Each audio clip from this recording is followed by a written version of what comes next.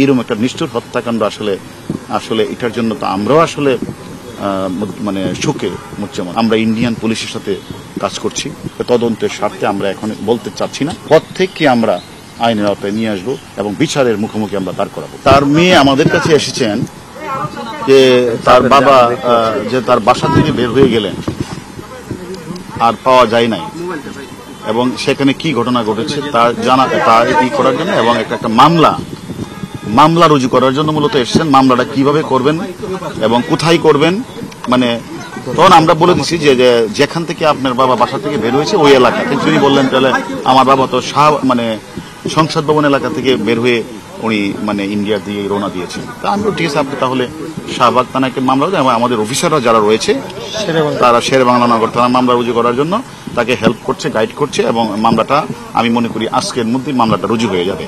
তার মেয়ে আসছে মামলাটা করার জন্য, আমরা হয়তো হেল্প করব। এই হেল্পের জন্য মূলত এসেছে। আসলে এই ঘটনাটা মানে আমাদের মানে তিনি একজন জনপ্রিয় সংসদ সদস্য ঝিনাইদহের কালীগঞ্জ এলাকার, এবং আমরা আসলেই large screen dual stereo speaker এবং সুপার ফাস্ট চার্জিং এর সাথে এন্টারটেইনমেন্ট কিং নেক্সট জি N72 মানে তার এলাকার জনগণ যেমন স্তম্ভিত, শোকে মুহ্যমান।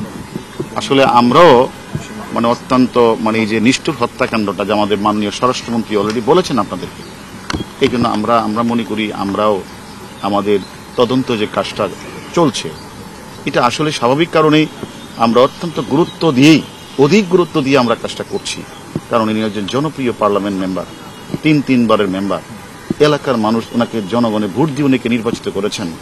এরকম একটা নিষ্ঠুর হত্যাকাণ্ড আসলে এটার জন্য তো আমরাও আসলে মানে শোকে মুচ্যমান, যে আমরাও তার মানে এটা মনে করেই আমরা কিন্তু আমাদের তদন্তকারী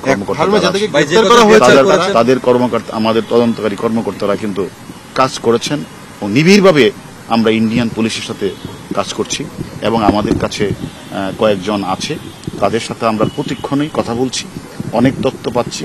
এই তথ্যগুলি আমরা এখন তদন্তের আপনারা হয়তো আমরা দেখেছেন, স্বরাষ্ট্রমন্ত্রী মহোদয় বলেছেন, তদন্তের স্বার্থে আমরা এখন বলতে চাচ্ছি না।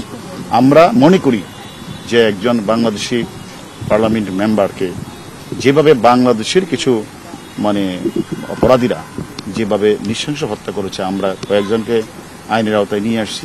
বাকি যারা রয়েছে প্রত্যেককে আমরা আইনের আওতায় নিয়ে আসবো এবং বিচারের মুখোমুখি আমরা দাঁড় করাবো।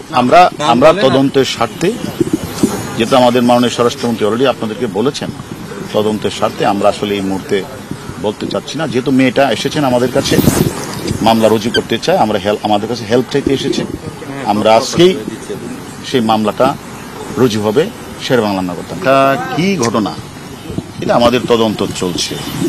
কোনো পারিবারিক, আর্থিক অথবা কোনো এলাকার দুর্বৃত্তায়নদেরকে দমন করার ফলে এরকম কোনো ঘটনা, সবকিছুই আমরা তদন্তের আওতায় আমরা নিয়ে আসছি।